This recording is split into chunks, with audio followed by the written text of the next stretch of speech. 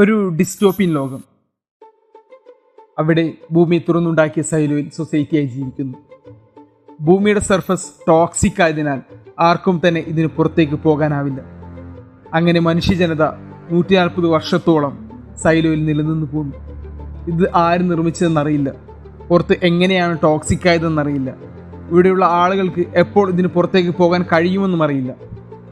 ഇങ്ങനെ ഉത്തരം കിട്ടാത്ത ചോദ്യങ്ങളും കഥ കൊണ്ടുപോകുന്ന രീതിയും നമ്മളെ കാണാൻ കൂടുതൽ പ്രേരിപ്പിക്കുന്നു. ഈ സൈഫർ സ്റ്റോറി ഇവിടെ ആരംഭിക്കുകയാണ്. So hope you guys enjoys it and welcome to Urban Nerds. രണ്ടുപേരും എക്സൈറ്റഡ് ആണ്.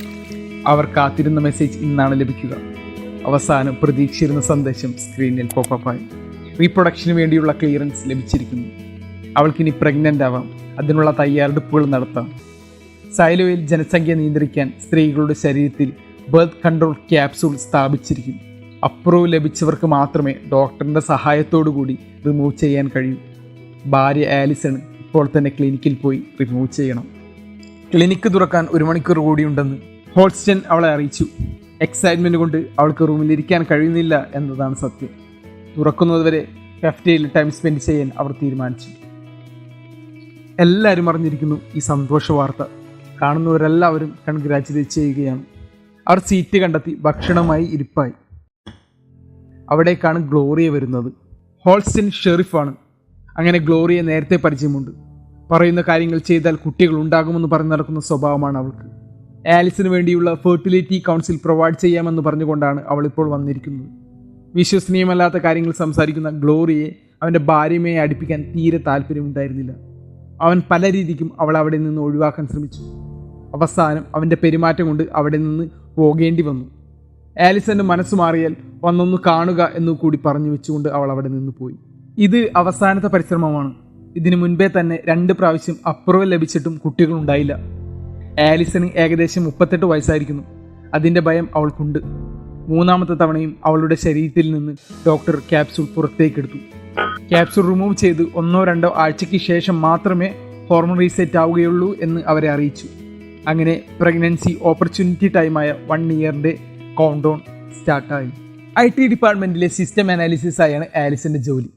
കൊളീഗുമായി സംസാരിക്കുന്നതിനിടയിലേക്കാണ് IT ഹെഡായ ബെർണേഡ് എത്തുന്നത്. അവനോട് ചോദിക്കാതെ BBSൽ ആർട്ടിക്കിൾ പ്രസിദ്ധീകരിച്ചിരുന്നു. ഡിലീറ്റ് ചെയ്യപ്പെട്ട ഫയൽ റിക്കവർ ചെയ്യുന്ന രീതിയെ പറ്റിയായിരുന്നു ആ ആർട്ടിക്കിളിൽ. ജനങ്ങൾക്കിടയിലേക്ക് ഇൻഫർമേഷനും വാർത്തകളും എത്തുന്നത് ഈ ചാനലിലൂടെയാണ്. ഇങ്ങനെയുള്ളൊരു ഇൻഫർമേഷൻ ആളുകൾ അറിയേണ്ടതില്ല എന്നതായിരുന്നു ബെർണേഡിൻ്റെ നിലപാട്. ആർട്ടിക്കിൾ അവൻ റിമൂവ് ചെയ്തു. അക്കാര്യം അവളോട് പറഞ്ഞു. അവൾക്കൊന്നും ചെയ്യാൻ കഴിയില്ലല്ലോ. അവൻ പറഞ്ഞതെല്ലാം അവൾ ശരിവെച്ചു. ബെർണേഡ് ആർട്ടിക്കിൾ ഡിലീറ്റ് ചെയ്ത കാര്യം ഹസ്ബൻഡിനോട് ആലിസൺ പറഞ്ഞു. അവൾ പറഞ്ഞ കാര്യത്തെക്കുറിച്ച് അവൻ യോജിക്കുന്നില്ല. അവിടെ റൂൾ ബ്രേക്ക് ചെയ്യുകയല്ലേ. ഭർത്താവാണെങ്കിൽ പോലീസുകാരനും. IT റിലേറ്റഡ് ആയിട്ടുള്ള ആർട്ടിക്കിൾ ഹെഡിൻ്റെ അനുമതിയോടുകൂടി മാത്രമേ റിലീസ് ചെയ്യാൻ കഴിയൂ. അങ്ങനെയിരിക്കെ അവൾ എത്ര ന്യായീകരിച്ച് പറഞ്ഞിട്ടും കാര്യമില്ല. എനിക്കറിയാം, പക്ഷെ എല്ലായിടത്തും ആവശ്യമില്ലാത്ത ഓരോ നിയമങ്ങളാണ്. സത്യം പറഞ്ഞാൽ നമ്മുടെ ഹിസ്റ്ററി ഇറേസ് ചെയ്തത് റിബൽസ് അല്ലേ.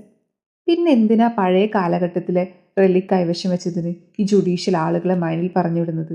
നമുക്ക് ചോദ്യം ചെയ്യാൻ പറ്റില്ല. നമ്മളെപ്പോഴും സൈലന്റ് ആയിരിക്കും. നിനക്കറിയാലോ, ഈ നിയമങ്ങളാണ് നമ്മളിവിടെ നിർത്തിക്കൊണ്ടു പോകുന്നത്. പെട്ടെന്നൊരാൾക്ക് പുറത്തു പോകാൻ തോന്നിയാലോ, അവൻ ആ പുറത്തോട്ടുള്ള വാതിൽ തുറന്നാലോ? അറിയാലോ, അങ്ങനെ ചെയ്താലുണ്ടാകുന്ന അവസ്ഥ. ദിവസങ്ങൾ കടന്നുപോയി. അവൾക്ക് പ്രഗ്നൻസിയുടെ യാതൊരുവിധ ലക്ഷണങ്ങളുമില്ല.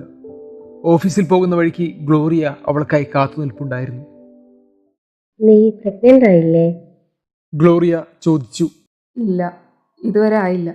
പക്ഷെ നിന്റെ സഹായം എനിക്ക് വേണ്ട. അല്ല, നീ എൻ്റെ ഒപ്പം ഒന്ന് വരാമോ? ഒരു കാര്യം പറയാനുണ്ട്. അവൾ സമ്മതം മൂളി. ഗ്ലോറിയുടെ വീട്ടിലേക്ക് കൂട്ടിക്കൊണ്ടുപോയി.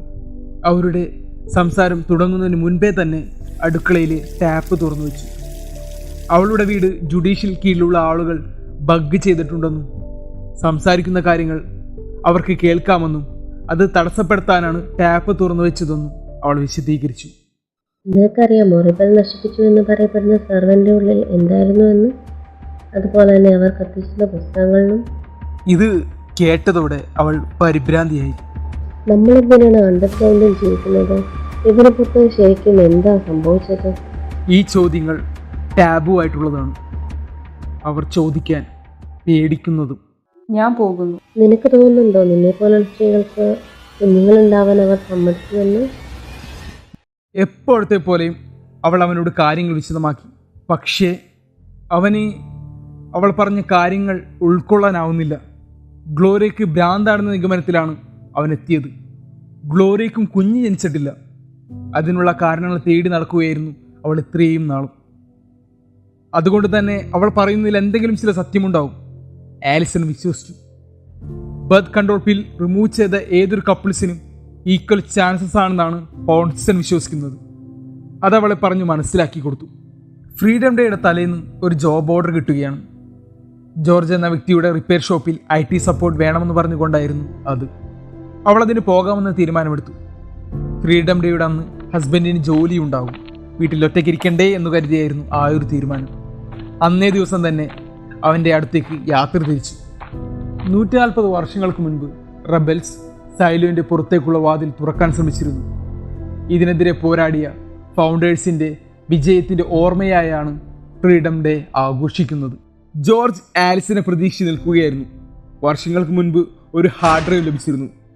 പഴയ കാലഘട്ടത്തിലെ റിലിക്സ് കൈവശം വെക്കാൻ പാടില്ല എന്ന നിയമം നിലനിൽക്കെ അതിലുള്ള ഫയൽസ് റിക്കവർ ചെയ്യാൻ ആലിസിന്റെ സഹായം തേടുകയായിരുന്നു ജോർജ്. ജുഡീഷ്യലിന് സംശയം തോന്നാതിരിക്കാൻ റിക്വസ്റ്റ് ഫോമിൽ അവളുടെ പേര് അവൻ മനഃപൂർവ്വം ഒഴിവാക്കി.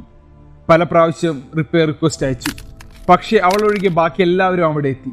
ഇപ്രാവശ്യം അവൾ എത്തുമെന്ന് അവന് ഉറപ്പുണ്ടായിരുന്നു. ആലിസൺ BBSൽ പബ്ലിഷ് ചെയ്ത ആർട്ടിക്കിൾ പ്രകാരം നേരത്തെ തന്നെ ആ ഹാർഡ് ഡ്രൈവ് ക്രാക്ക് ചെയ്യാൻ നോക്കിയതാണ്. പക്ഷേ അതിനുള്ളിലെ യൂസർ സൈസ് മാത്രമേ അവൻ കാണാൻ സാധിച്ചുള്ളൂ. ഹാർഡ് ഡ്രൈവ് തുറക്കണം. ജോർജ് അവളോട് കാര്യങ്ങൾ വിശദമാക്കി. ഈ ഹാർഡ് ഡ്രൈവിൻ്റെ സീരിയൽ നമ്പർ IT ലോഗിൽ രജിസ്റ്റർ ചെയ്യാത്തതാണ്.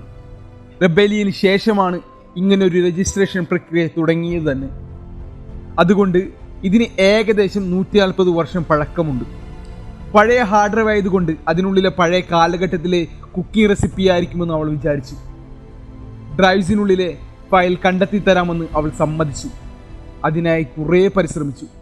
അവസാനം ഡ്രൈവ് തുറന്നു വന്നു. സൈലോന്റെ ബ്ലൂ പ്രിന്റ് അടക്കമുള്ള കോൺഫിഡൻഷ്യൽ ഫയൽസ് ആയിരുന്നു അതിനുള്ളിൽ. കണ്ടതും ആലിസിന് പേടിയായി. ഇങ്ങനെയുള്ള ഒരു ഫയൽ കൈവശം വെച്ചാൽ ഉറപ്പായിട്ടും സൈലോയിൽ നിന്ന് പുറത്താക്കും. പക്ഷേ ജോർജിന് ആകാംക്ഷ കൂടി വരികയാണ് ചെയ്തത്. അവൾ ഡ്രൈവ് നശിപ്പിക്കാൻ പറഞ്ഞുകൊണ്ട് അവിടെ നിന്ന് ഇറങ്ങി.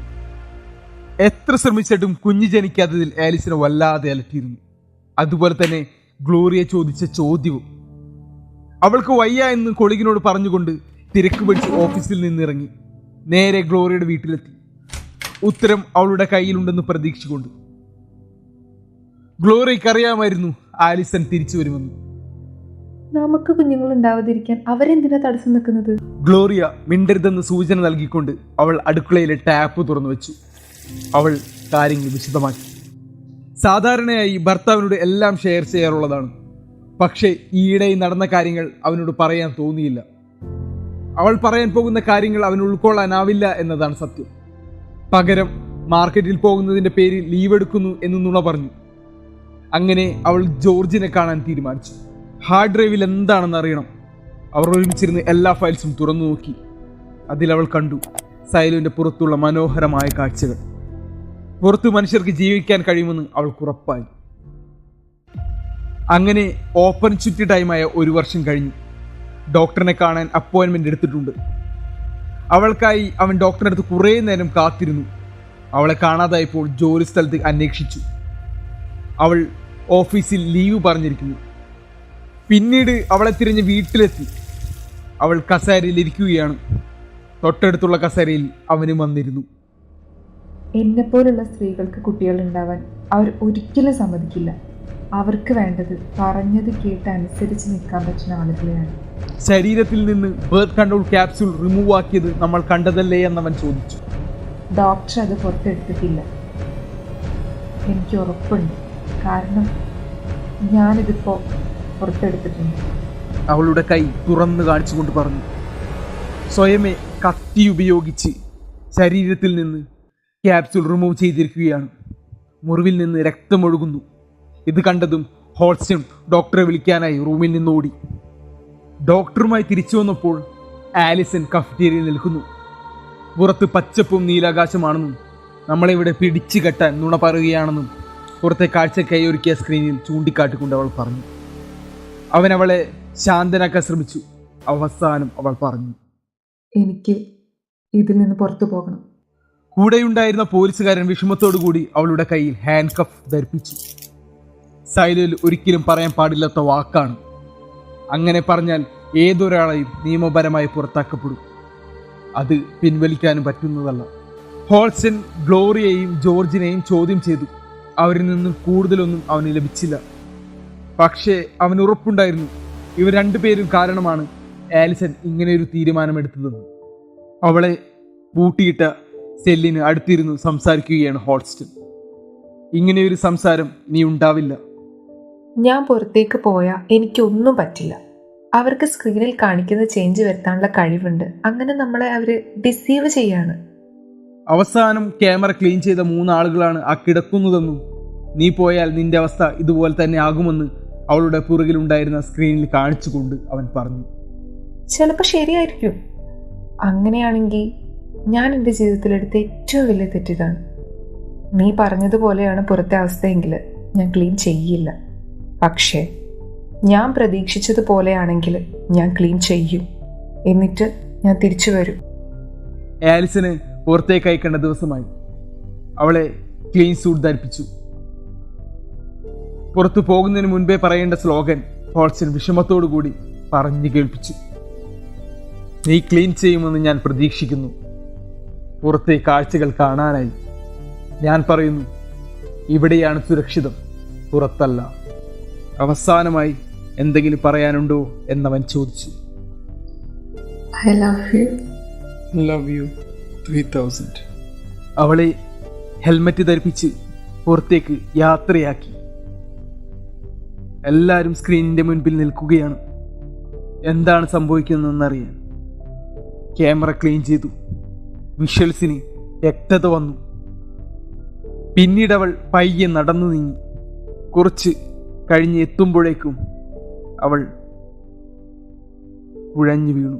വെയിറ്റ് പോലേട്ടാ, ഇതൊരു തുടക്കം മാത്രമാണ്. See you next time. Okay.